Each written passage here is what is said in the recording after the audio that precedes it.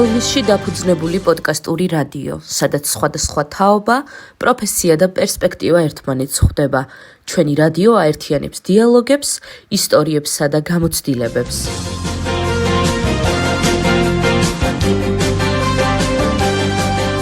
მოგესალმებით საუბრის სივრცის მსმენელს, დღეს თქვენთვის მიკროფონთან იმუშავებს ქრისტინე ქუქჩიშვილი.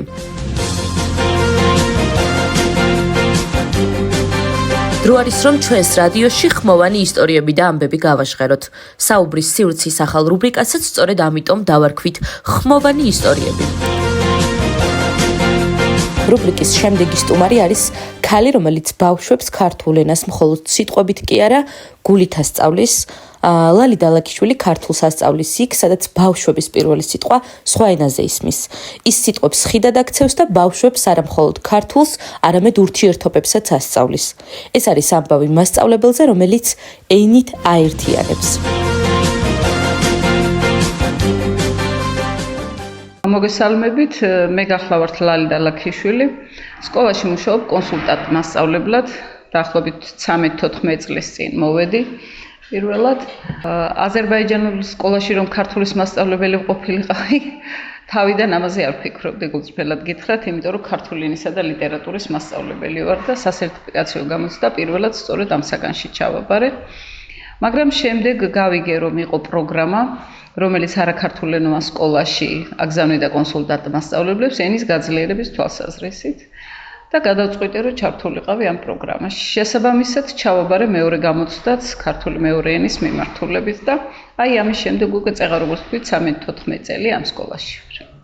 ჯერ კიდევ ახლა მაგალითად შეიძლება ბევრი ზღვარი წაიშალა ქართულ და არაქართულ სკოლას შორის, მაგრამ მაშინ ნამდვილად საოცარი შთაბეჭდილება იყო, საოცარი იმ გაგებით, რომ სულ სხვა მოლოდინებით მოვედი და სულ სხვა სიტუაცია დამხდა. ქართულის მიმართ ინტერესი ნაკლებად იგრძნობოდა გაკვეთილებზე, ბავშვებმაც თითოეულა მიცოდა, როგორ არ იცოდა, ეხლა ვისაც აინტერესებდა, მაგრამ აი კლასში რომ შევედი, საერთოდ ვერავინ ვერ საუბრობდა. რაღაცები რომ დავგეგმე, არ გამოვიდა და ეს იყო პირველი შოკის მაგვარი.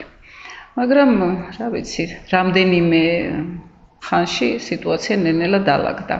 მეც მივხვდი რა უნდა გამეკეთებინა, იმიტომ რომ სხვა მოლოდინებით ვიყავი და ყველაზე დიდი мотиваცია არის ის, რომ ამ ბავშვებს ძალიან მჭირდები. არა იმიტომ, რომ მათი მასწავლებლები არ პირიქით, ძალიან კარგი მასწავლებლები ყავთ, მაგრამ ის სიახლეები ენის სწავლისადმი, მე ვფიქრობ, რომ ეს შემოვიტანე და ძალიან ბევრ მასწავლებელსაც მივეცი мотиваცია და თანაც რომ ვხედავ, რომ მათ უნდათ ჭირდებათ არა მხოლოდ სწავლა, არამედ არაფორმალური განვითარებაც და ვიცი, რომ ეს ამის გაკეთება შემიძლია, ბოლომდე ვიხარჯები. ბავშვებთან მიმართებაში ნაკლებად მიჭირს, მაგრამ საჭიროება, რომ აი ეს კარგად შევისწავლო ყოველ წუთას და ყოველ წუთს წამს დგას. სოფელი დიდია და მე არ მაქვს სამწუხაროდ შესაძლებლობა ყველა ოჯახში მივიდე, რომ უფრო კარგად გავიცნო მათი პირობები, თუმცა ვთვლი, რომ მასწავლებელი კარგად უნდა იცნობდეს ბავშვის ოჯახურ გარემოსაც, რომ ის არსებული წინააღმდეგობები რაც არის, მისთვის უფრო ნათელი იყოს და შესაბამისად, როცა სიტუაცია, ანალიზი სწორად კეთდება, უფრო სწორ გზებს და სტრატეგიებს ახავ ბავშვებთან ურთიერთობისთვის. რაღაცები, რა თქმა უნდა, გამოდის კარგად, რაღაც არ გამოდის, რაღაცას კიდევ ჭირდება დრო. მაგრამ კულტურული განსაკუთრებით ქართულ სექტორზე ვიყენებ ხოლმე ამ კულტურულ განსხვავებულობას, პარალელების გასავლება და აი თუნდაც ახლა ქართულ ლიტერატურაში ისეთი ტექსტებია, რომელიც ამათ კულტურასთან ცოტა არ იყოს შორს არის და ქრისტიანულ კულტურასთან და ვცდილობ ვაჩვენო, რომ ეს არის ინფორმაციის მიწოდება მათთვის ქართულ კულტურაზე და პარალელურად მე უზიარებ ჩემ შთაბეჭდილებას მათ კულტურაზე და ეს ძალიან მეხმარება ხოლმე. ასე რომ კულტურის გარეშე, აი კულტურული ურთიერთობების გარეშე სწავლება მე მგონი რომ არ არსებობს. მე ვიცი, რომ ეს საჭიროება არის და უნდა იცოდნენ და მათმა უმრავლესობამ იცის, რომ ენის სახელმწიფო ენის სწავლა ეს არის მათი საჭიროება. მე ვარ უბრალოდ დამხმარე ამ საქმეში. მათ ჭირდებათ იმისათვის, რომ სახელმწიფო ენას, რომელ ენაზეც მიმდინარეობს ჩვენთან ძირითადი საქმიანობა, კარს უხსნიდეს ყველგან და ყოველთვის და ისინი არ იყვნენ დაჩაგრულები და დათრგუნულები. ნაწილს ეს კარგად ესმის, ნაწილს ჯერ გაცნობიერებული არ აქვს და მე მგონი, რომ ამ მიმართულებით ძალიან ბევრი რამის კიდევ ბევრი რამ არის გასაკეთებელი. იყო დრო, როდესაც უმაღლეს სასწავლებელში, საქართველოს უმაღლეს სასწავლებლებში ისინი არ აბარებდნენ. დიდი აგიტაცია დამჭირდა იმისათვის, რომ ამის სურვილი გაგვეჩინა და მიხვდნენ, რომ და სხვათა შორის როცა პირველად შევედი გაკვეთილზე, ისინი ამბობდნენ, რომ მათ ჩემი ქართული არ სჭირდებოდათ, მათ სჭირდებოდათ სალაპარაკო ქართული და როცა გახდა სტუდენტი, ერთ-ერთი ჩემი მოსწავლე უბრალოდ არ მოფეხლა სახელს, მან მითხრა, რომ თურმე მე იმ ქართულს ვასწავლედი, რაც მას სჭირდებოდა და ამის მერე უფრო გაიზარდა мотиваცია და ვინც კარგად ისწავლა ენა, მან კარგად მოახერხა საზოგადოებაში რეალიზება. ვინც აქედან წავიდა, ეხლა ისინი ხომ მშობლიურ ენაზე აბარებენ, ვინც აქედან წავიდა, კი ვეუბნები, რომ ენა სჭირდებათ, ენის გარეშე სწავლა გაუჭირდებათ, მაგრამ ვიდრე ადგილზე არ შეხვდებიან წინააღმდეგობას, ვერაცნობიერებენ და ვიცი, რომ ძალიან ბევრი სულ იმას ამბობს, რომ რატომ არ დაუჭირე ლალი მასწავლებელსო და რატომ არ ვიყავი ისეთი აქტიურიო, მაგრამ ბავშვები გვიან ხვდებიან ხოლმე ამ ყველაფერს. ნუ ახლა სკოლა დამთავრებული მე მგონი მაინც ბავშვია. სახელმწიფო ბევრ რამეს აკეთებს იმისათვის, რომ ენობრივად ინტეგრირებული იყვნენ. უამრავი კურსი, უამრავი წრე, უამრავი აქტივობა ხორციელდება, მაგრამ მე ვფიქრობ, რომ სახელმწიფოს უმნიშვნელოვანესი ამოცანა იქნება ისიც, რომ ამ ახალგაზრდებმა აი მას შემდეგ თავისი რეალიზების შესაძლებლობებიც დაინახონ, რომ მე ვისწავლე, მაგრამ არაფერში გამომადგა აი ასეთი განცდა არ გაუჩნდეს. და არა მხოლოდ სახელმწიფო, მე ვფიქრობ, რომ თავად მათი თემით სერიოზულად უნდა მუშაობდეს, რომ ეს საჭიროება კარგად დაანახოთ. ხშირად ესმით ხოლმე, რომ კულტურას ართმევენ, როცა ენას თავაზობენ. არა. აგერ ჩემთან გამოკრული მაქვს ასეთი სიტყვები, რაც არის, რაც მეტი ენა იციო, ის მეტ სულს ფლობს შენო და ნებისმიერი ახალი ენა და მით უმეტეს ეს თუ იმ სახელმწიფოს ენაა, სადაც მე მოქალაქე ვარ და სადაც ვცხოვრობ, არის მათი განვითარებისთვის მნიშვნელოვანი და აი ამ მიმართულებით ბევრი რამის გაკეთება კიდევ საჭირო რა, არ არის საკმარისი, რასაც ვაკეთებთ. რა თქმა უნდა, რთული ასეთ მომენტში ხანდახან იმედიც კი გეკარგება ხოლმე, მაგრამ თუნდაც ერთი ბავშვისთვის ღირს, რომ ნებისმიერ სირთულეს თვალი გაუსწორო და გააგრძელო. თორე ასეთი მომენტები ბოლო დროს ყველგან არის მთელ ქვეყანაში განათლების მიმართულები და აქაც მათ შორის, იმიტომ რომ კომპიუტერულმა ტექნოლოგიებმა, ტელეფონების შემოსვლა, მის გაჯეტებმა სერიოზულად იმოქმედა მათი განათლების ხარისხი. ეს არ არის ერთადერთი მიზეზი, მაგრამ ერთ-ერთი მიზეზია. და ყველაფერი უნდა გააკეთო, რომ ის გვერდზე გადაადებინო და გაკვეთილით დააინტერესო რა და ყოველთვის ეს არ გამოდის, იმიტომ რომ წეღან ვამბობდი, რომ ოჯახში, აი, კარგად უნდა იცნობდეს შენ მოსწავლის. და ყოველთვის ვახერხებთ, ყოველთვის ამის საშუალება არ არის, ფსიქოლოგიც უნდა იყო, ხან გამოდის, ხან არ გამოდის, მაგრამ იცით რა არის, მთავარია რომ უნდა სცადო და გულწრფელი უნდა იყო და ეს არის ყველაფრის გასაღები. როცა ბავშვი ხედავს, რომ მასწავლებელს ის გულწრფელად უყვარს, ბრძანებელი კი არ არის, შეიძლება მკაცრიც იყო, მაგრამ ხვდებოდნენ, რომ ეს მისი საჭიროებიდან ბავშვი ნდობით განეწყობა, ეს პირველი ნაბიჯია და ზუსტად ეს უნდა დაანახონ და შემდეგ, რასაც გააკეთებენ, გულწრფელად უნდა გააკეთონ. და წარმატება აუცილებლად მოვა. პროგრამე ვთქვი, რომ პროგრამის წარმომადგენელი ვარ მეთქი ამ პროექტით ფაქტობრივად ამ სკოლაში და აი ჩვენ მუდმივად ვაკვირდებოდით საჭიროებებს მოსწავლეების და აი ამ საჭიროებების დანახვა გააჩინა იდეა, რომ შექმნილიყო პროგრამის შიგნით ჯგუფი, რომელიც შექმნიდა რესურსებს მასწავლებლებისათვის და ასე შეიქმნა 10 კაციანი ჯგუფი, მერე 2 ადამიანი კიდევ დაემატა, რომლებმაც ჯერ შეისწავლეს მასწავლებლების საჭიროებები, აი ჩვენი პროგრამის მასწავლებლებს ვესაუბრეთ ძირითადად და აი ამ გამოკითხვის შედეგად გადაწყვიტა, რომ შეგვექმნა ეს კონკრეტული რესურსები. პირველი რესურსი ეს იყო ერთგვარი ენის შესასწავლის სახელმძღვანელო, აგერ მიდევს მაგიდაზე თუ დაგაინტერესებთ, მე ნახავთ სახელმძღვანელო, რომელშიც ჩადებული არის დიდი მასალა და მარტო არაქართველი მოსწავლე არა. კი, აქცენტები არის გაკეთებული, მაგრამ ქართულ მოსწავლეს თავისუფლად შეუძლია. თანაც ისე, რომ მაგალითად მასწავლებელი თუ გადაწყვეტს, რომ გამოიყენოს, შეუძლია დააქსეროქსოს. გათვალისწინებულია ისიც, რომ გვერდი არ იყოფოდეს შუაზე და ერთ ფურცელზე იყოს სავარჯიშო და უამრავი სავარჯიშოა შეთავაზებული. მეტყველების ნაწილებთან მიმართებით, ასევე წინადადებების აგებულობაზე მრავალფეროვანია. ხო, ეს იყო ჩვენი პირველი ნაშრომი, აი იმ პერიოდში, როცა კორონობა იყო და ონლაინ ვხვდებოდით, ღამეები გვითენებია ამ წიგნის კეთებაში და განაწილებული ქონდა სამუშაო. ჩვენ ვიყავით კორექტორებიც, ჩვენ ვიყავით ამ დავალებების მომფიქრებლებით, სურათები ჩვენ უნდა შეგვერჩია, მე კი სპეციალურად დაიხატა, მაგრამ ჩვენი იდეა რო კარგად გამოჩენილიყო, სურათებსაც ჩვენ ვარჩევდით. რაღაც მომენტში დავხატეთ კიდევაც, რაღაც მომენტში ლექსებით შევქმნით სპეციალურად. და რა ვიცი, ასე დაიბადა ეს პირველი წიგნი. და ვფიქრობდით, რომ ეს უნდა ყოფილიყო უბრალოდ PDF ვერსია მასწავლებლის სახლის გვერდზე, რომლის გამოყენება შეიძლებოდა. იქ დევს ეს PDF ვერსია, მაგრამ შემდეგ ერთ-ერთმა ჩემმა ახლობელმა წიგნის შესახებ რო შეიტყო, გამოთქვა სურვილი და დააფინანსა, დაიბეჭდა უმაღლესი ხარისხით და არაქართულენოვან სკოლებს, სადაც ჩვენი პროგრამის მასწავლებლები იყვნენ, საჩუქრად გაეცათ რაოდენობის მიხედვით 2, 3 ან 1 გააჩნია, ხო? იმიტომ რომ ახლა მართლა არც იმ ადამიანის ჯიბე იყო უზარმაზარი, საკმაოდ ძვირი დაჯდა ისედაც. ეს იყო პირველი წიგნი. ახლა ჯერჯერობით წიგნის სახე არ მიუღია, მაგრამ გამზადებული არის ენის დონეების შემსწავლელი სახელმძღვანელო. გვაქვს ასეთი ონლაინ რესურსები, ძირითადად უცხოელებისათვის, უცხო ენის შესწავლა და ქართული მეორე ენის შესწავლა რაღაც საკითხებით განსხვავებულია მიდგომებით და ამიტომ შეიქმნა ეს სახელმძღვანელო. ეს არის სამდონიანი, წინა სააბანო პერიოდის მეოთხედ შეიძლება მივიჩნიოთ.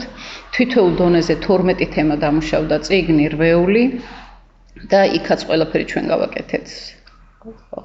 შემდეგ გაიარა ადაპტაცია ენის ჯგუფებთან და იმის მერე კიდევ გადამუშავდა, ახლა კორექტურის პროცესი გადის ეს და ჯერ არ დაბეჭდილა და სავარაუდოდ ამას დრო ჭირდება. მასწავლებლის სახლი იყო მასწავლებლის სახლის წინაშე ვართ ანგარიშვალდებული და იყო ასევე ტექსტების დამუშავება. ახლა მასწავლებლებს ხშირად სკოლის სახელმძღვანელოში ან ტექსტი რთული ან რაღაც საინტერესია, ამიტომ ეს იდეა გაჩნდა ასე, რომ აგვეღო სხვადასხვა შინაარსის საინფორმაციო ტექსტები, რომლებიც ასევე წიგნად მომზადდებოდა. თავიდან უფრო მეტი იყო განსაზღვრული, მაგრამ იმდენად შრომატებად ისამუშაო, ახლა თან სკოლაში მუშაობ უამრავი საქმე გაქვს, 26 ტექსტი მომზადდა. მაგალითად დინოზავრებზე, ოღონდ ეს მარტო ტექსტები კი არ არის თავისი სავარჯიშოებით, ლექსიკური ერთეულებით დასურათებული. ძალიან დიდი შრომა ჩავდეთ ამაშიც, ხო, აი ესეც არის გამზადებული, რა ვიცი, მე მასწავლებლის წიგნი გავაკეთეთ იმ დონეების სახელმძღვანელოსთვის და ჯერჯერობით ხო, გარდა ამისა წერდით ტრენინგ პროგრამებს, ჩავატარეთ უამრავი ტრენინგი არაქართული ენოვანი სკოლის მასწავლებლებისთვის და ქმნიდით მასალებს. ყველა მიმართულებით ახლა საერთოდ ენის შესწავლის პროცესში 4 მთავარი უნარია: მოსმენა, წერა, ლაპარაკი და კითხვა. აი ყველა მიმართულებით ჩავატარეთ ტრენინგები, ცალკე კიდე ლექსიკაზე, ვწერდით ვებინარებს, მაშინ როცა ონლაინ სწავლება იყო მასწავლებლების დასახმარებლად. რა ვიცი, ძალიან ბევრი საქმე გავაკეთეთ და ეხლა ვინ როგორ იყენებს, ჩვენთან მაგალითად ვიღაცები იყენებენ და ბავშვებს მოსწონთ ეს წიგნი. ეხლა მეც ვიყენებ თავისთავად ცხადია. ბევრს მივეცი კიდევ რომ სხვა პროგრამებში გამოიყენებინათ და რა ვიცი, მე მგონი რომ გაამართლა რა. თუმცა ახლა შეიძლება ვიღაცამ თქვას რომ რაღაც ხარვეზი და უხარვეზო არაფერი არ არის. მთავარია რომ იდეა განხორციელდა და თავის საქმეს აკეთებს. თორე ხარვეზის გამოსწორება ყოველთვის შეიძლება. რა ვიცი, გეგმები ბევრია, მაგრამ ჯერჯერობით რაღაც გარკვეული მიზეზების გამო შეჩერდა ჩვენი ჯგუფის მუშაობა, იმიტომ რაღაც სხვა პრიორიტეტები წამოვიდა წინ და რა ვიცი, სამომავლოდ რა იქნება ვნახოთ. იცით, საერთოდ მე არ მიყვარს ხოლმე ჩემი თავის წარდგენა რაღაცა ჯილდოებზე და აქაც რომ იტყვიან არ მომასვენეს და იძულებული გავხდი რომ გამეგზავნა და ახლა გავიმარჯვე, საერთოდ ემოციის გამოხატვა ნაკლებად მჩვევია ხოლმე. სიმართლე რო გითხრათ, მენტორი რო გავხდი, მაშინ უფრო დიდი ემოცია მქონდა, შოკივით, იმიტომ რომ იმდენად მოულოდნელი იყო ჩემთვის ეს, იმიტომ რომ მომანიჭეს ministris ბრძანებით და არ ვიცი, კარგ ახალს ვფიქრობდი, რომ მეთქი საიდან გავახსენდი და რა ისეო, რა ვიცი, ახლა შეიძლება რაღაცები გაკეთებული მქონდა, მაგრამ მე ვთვლი, რომ ყოველთვის უფრო მეტის გაკეთება შეიძლება რა. იმ პერიოდში მართლა ძალიან ბევრ აქტივობებს ვატარებდი და აი ძალიან დიდი სიხარული. იცი რა არის? ყველაფერი ფინანსი კი არ არის. ჩემთვის ის არის მთავარი, რომ ვიღაც ხედავს შენ შრომას. მაგიტომ კი არ აკეთებ, მაგრამ მაინც ასიამოვნოა, როცა ვიღაცა ხედავს. და ყველაზე დიდი ჯილდო კი ის არის, რომ ბავშვების თვალებში სიყვარულს ხედავ. ხედავ, რომ უყვარხარ. აი, ჩემთვის მაგალითად ეს აუწონავია. და ბედნიერი ვიქნები, თუ მე ისეთ კბილად მომიგონებენ, როგორც ჩემ მშობლებს, რომლებიც ასევე მასწავლებლები იყვნენ. მოდი ვთქვათ, რომ არც მე ვიცოდი ენა და დღეს ბევრი ამბობს, რომ ქართული არ იცის აზერბაიჯანული და როგორ ასწავლის. აი რობინზონის მაგალითი მახსენდება ხოლმე. არ ესმოდათ ერთმანეთის ენა, მაგრამ გააგებინეს. აი ზუსტად ასე ვცდილობდი, რომ სურათებით ჯერ რაღაცა საწყისი მასალა, პირადი მაგალითით, გამუდმებით ვსაუბრობდი. ეხლაც მყავს მოსწავლეები, ვერ საუბრობენ, მაგრამ ესმით უკვე.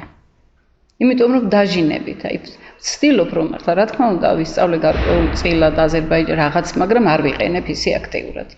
იმიტომ რომ მათი პრობლემა იცით რა არის? ფიქრი ეზარებათ. თუ ბავშვს ფიქრი ეზარება, ენას ისე ვერ ისწავლის და ვცდილობ რომ თუნდაც ერთ სიტყვაზე დავხარჯო 45 წუთი, ოღონდ თვითონ აღმოვაჩინონ რა. და ალბათ აი ასეთი მიდგომით კიდევ ვამბობ რა ის იმ კლასში სადაც შევიდე განსაკუთრებით რთული იყო მე-9 კლასით თორე მაშინ მე-12-ში რაღაცა ესმოდა ზოგიერთებს ხო იმ კლასში აი განსაკუთრებულ მიღწევად ვთვლი წლის დასაწყისში თუ არავინ არ იცოდა ჩვენ მონიტორინგის უყავს წლის ბოლოს დისკუსია გავმართეთ გაკვეთილზე ხო და ეს ფიქრობ რომ უკვე პირველი გამარჯვება იყო ეხლა ვიღაცები მე დაიშალნენ ეხლა ბოლომდე ყველა არ მიდის მაგრამ ვინც მომყვა კარგად აითვის ძალიან კარგადაც შეიძლება ვთქვა დაბრკოლებები ბევრია აი ყოფილა შემთხვევა რომ უკვე წამოიზარდა და აღარ უნდა იაროს სკოლაში შარშან მაგალითად რეგიონული განვითარების ფონდის დაფინანსებით პროექტი მოვიგეთ და თეატრის დავდგით სკოლაში დავდგი მაგრამ ფესტივალზე ვერ წავედი არ გამოუშვეს ჩემთვის ეს იყო ძალიან დიდი შოკი იმიტომ რომ გამზადებულები ვიყავით ყველაფერი წინასწარ ვიცოდით მხოლოდ ერთი ბავშვის პრობლემის შესახებ და გვეგონა რომ დავითანხმებ და ბოლოს აღმოჩნდა რომ რამდენიმე არ გამოუშვეს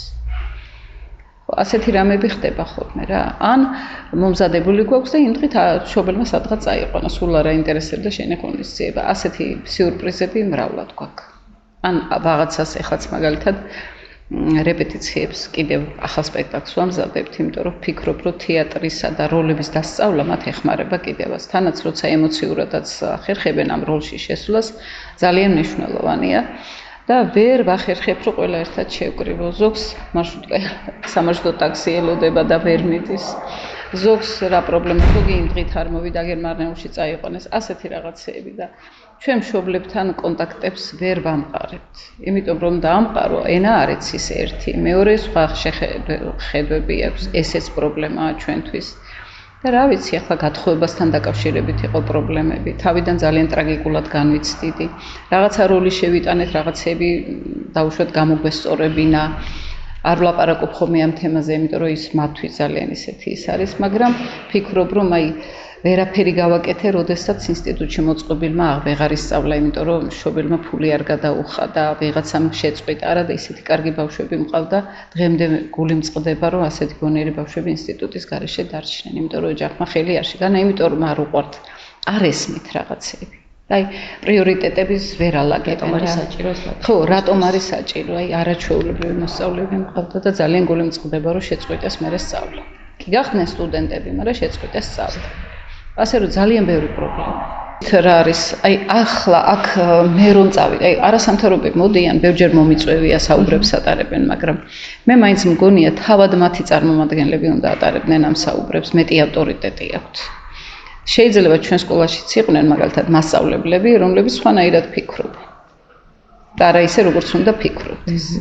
ხო, იმიტომ რომ ეს მენტალობაა ჩამოვალ სოფელი რა სიტყვის. ძალიან ღრმა ჩამჯდარი მენტალობაა, ხო და ვიღაცებმა დაძლიეს ეს და შვილებსაც ხელი შეუწყეს, ძალიან კარგად წამოვიდნენ, მაგრამ მაინც აი ფიქრობ ძალიან დიდი დრო ჭირდება, რომ ზოგადად ეს ჩამოყალიბდეს რა.